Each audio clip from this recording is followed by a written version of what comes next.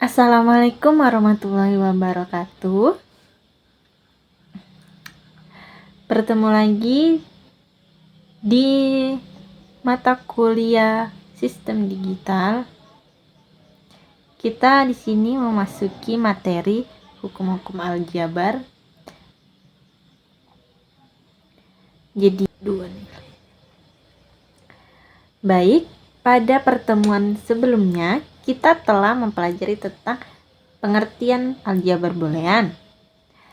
Kita juga mempelajari tentang aljabar boolean dua nilai. Dan yang terakhir kita mempelajari tentang prinsip dualitas. Jadi, pada pertemuan kali ini kita akan mempelajari tentang hukum-hukum aljabar, pengaplikasian aljabar itu bagaimana. Jadi, perhatikan dan simak baik-baik. Baiklah, sebelum kita memulai, ada baiknya kita berdoa menurut kepercayaan kita masing-masing. Berdoa dimulai.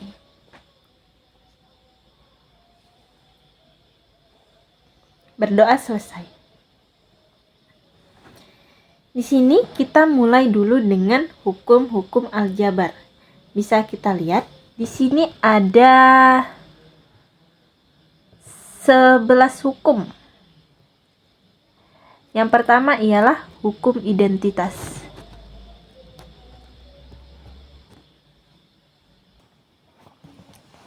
Baik, kita lanjut.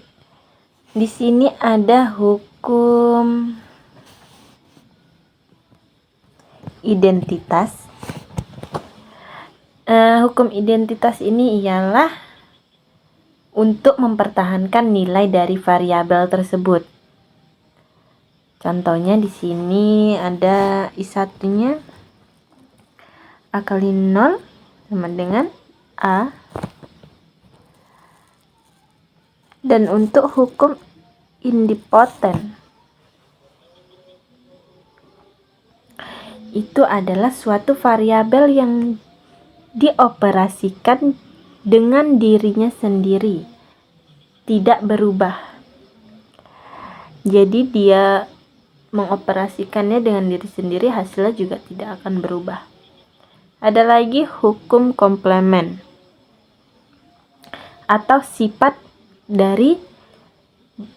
berlawanan dari not.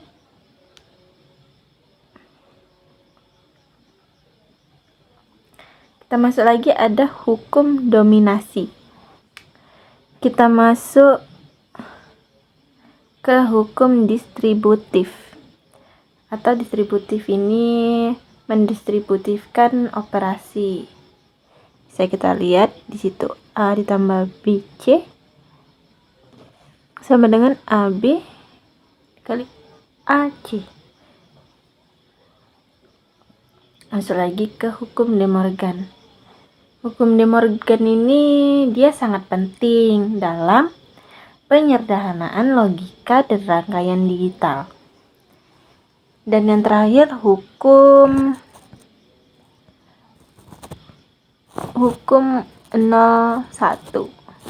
Kita masuk ke fungsi boolean. Jadi fungsi boolean atau disebut juga fungsi biner adalah pemetaan dari BN atau biner ke boolean melalui ekspresi boolean. Kita menuliskannya sebagai BN ke B.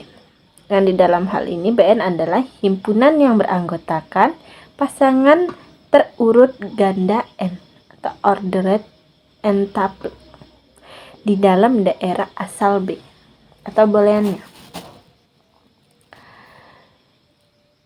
Jadi, fungsi boolean ini di setiap ekspresi boolean tidak lain merupakan fungsi boolean itu sendiri. Misalkan, sebuah fungsi boolean adalah f x y z sama dengan x y z ditambah x uner y ditambah y uner z. Fungsi f memetakan nilai-nilai pasangan terurut ganda 3 X, Y, Z kehimpunan 0, 1. Contohnya 1, 0, 1 yang berarti X adalah 1, Y 0 dan Z-nya sama dengan 1. Sehingga bisa dituliskan F1, 01 sama dengan 1 dikali 0 dikali 1 sama dengan ditambah 1 0 dikali 0 ditambah 0 uner dikali 1 sama dengan 0 ditambah 0 ditambah 0 ditambah 1 sama dengan 1. Kita masuk ke contoh. Di sini ada contoh. Diketahui fungsi boolean f x y z sama dengan x y z uner menyatakan hal dalam tabel kebenaran.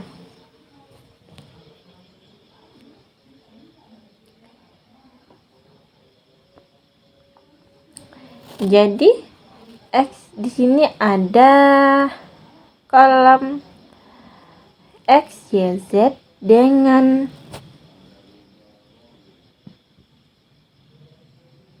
angka 0, 0, 0, maka fungsi booleannya adalah 0. Bisa kita lihat. Kita lanjut ke komplement fungsi. Yang pertama, atau cara pertama, menggunakan hukum De Morgan. Tadi kita sudah membahas De Morgan ini kan sangat penting untuk dalam penyederhanaan logika dan rangkaian digital. Jadi, komplement ini kita menggunakan hukum De Morgan. Hukum De Morgan untuk dua buah peubah X1 dan X2 adalah contoh. Kita masuk contoh. Misalkan fungsi X, Y, Z sama dengan X, Y, Z ditambah Y, Z. Maka fungsinya hasilnya ialah X fungsinya sama dengan sama dengan X1 ditambah Y tambah Z dikali Y pangkat 1 ditambah Z pangkat 1. Cara yang kedua, menggunakan prinsip dualitas. Masih ingat prinsip dualitas yang kita pelajari pada minggu lalu? Di sini ada tentukan dual dari ekspresi boolean yang mempresentasikan fungsi atau f lalu komplementkan setiap literal dalam dual tersebut.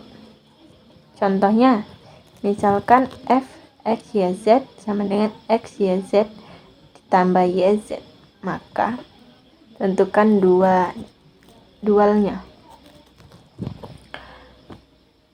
Bisa kita lihat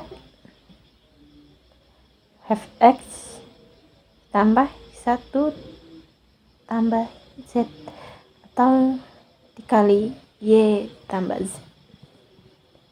Komplement tiap literalnya.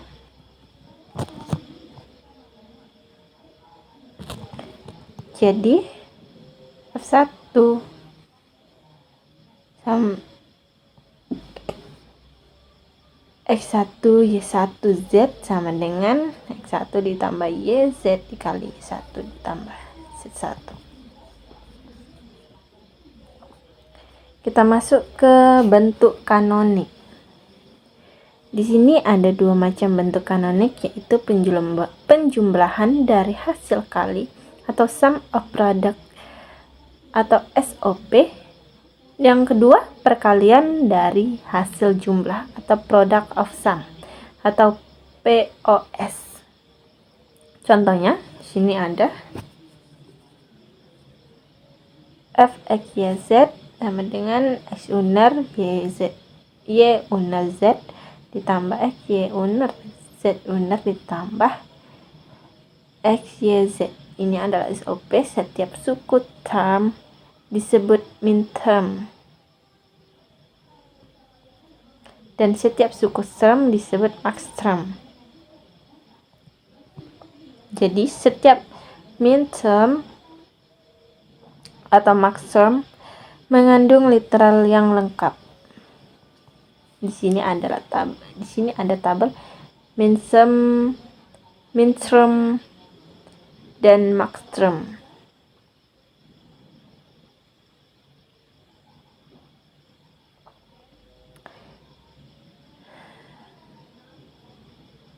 Lambangnya ada M1, M0, M1, M2, M3.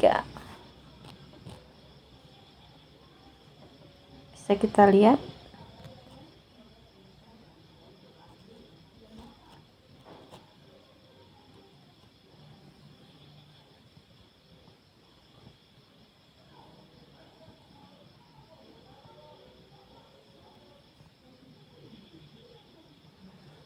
Sini ada contoh soal.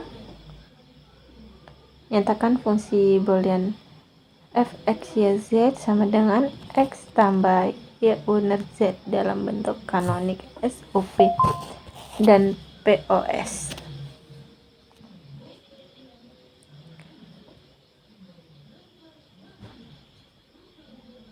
Jadi hasilnya f x y z sama dengan x tambah y uner z sama dengan x y z ditambah x y z uner ditambah x y z uner tambah x y uner z uner ditambah x y uner z ditambah x uner y uner z sama dengan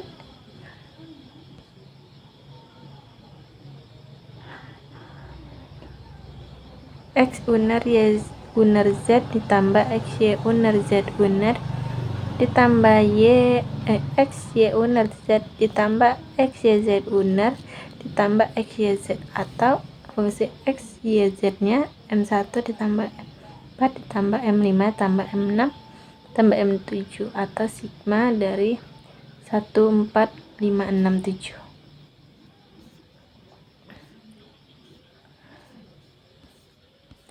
Kita masuk ke bentuk baku. Tidak harus mengandung literal yang lengkap. Contohnya fx1 y1 z sama dengan y1 y pangkat 1 tambah xy ditambah x pangkat 1 yz, atau bentuk baku SOP-nya. Di sini ada juga bentuk baku POS.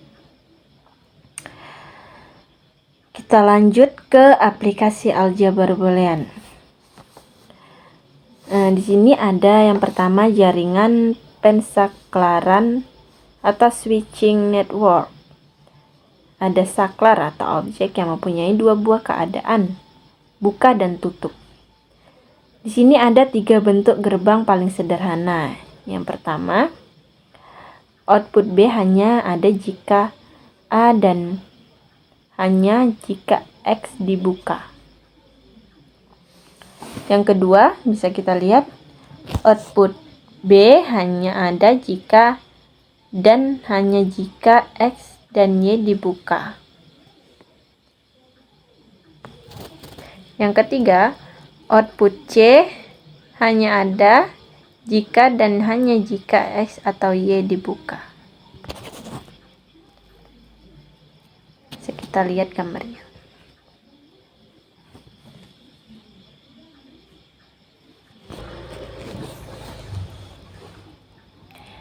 Baiklah, sebelum kita tutup materi kita pada hari ini atau pertemuan kita pada hari ini, di sini saya ada beberapa soal yang akan Ananda kerjakan dan Ananda kumpulkan pada pertemuan berikutnya. Dan pada pertemuan berikutnya kita akan Oh iya, kita akan melaksanakan ujian tengah semester. Persiapkan diri Anda dan baca dan simak materi yang sudah saya bagikan. Saya doakan semoga Ananda bisa menjawab semua soal usaha. Baiklah, kita tutup pertemuan hari ini. Sampai jumpa pada pertemuan berikutnya. Saya akhiri. Wassalamualaikum warahmatullahi wabarakatuh.